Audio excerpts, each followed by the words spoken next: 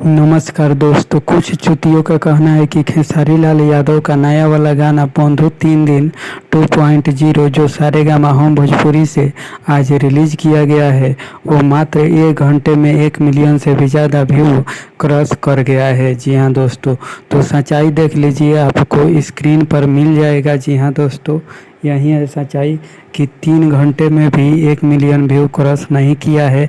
3 घंटे में 8,11,000 plus view है। जी हाँ दोस्तों, यही है सच्चाई। जबकि 1,04,000 इस गाने को लाइक मिला है और 1,11,000 प्लस कमेंट किया गया है। जी हाँ दोस्तों, यही है रियल व्यू, यही है सच्चाई। जी हाँ दोस्तों, किसी के भ्रम में मत आइए कि 1 घंटे में 1 मिलियन से भी ज़्यादा व्यू क्रॉस कर गया है। ऐसा हो नहीं सकता है और ना कभी हुआ है। जी हाँ दोस्तों, तो कैसा लगा अपडेट जानकर हमें कमेंट बॉक्स में ज़रूर बताइएगा। मिलते हैं दोस्तों अगले वीडियो में।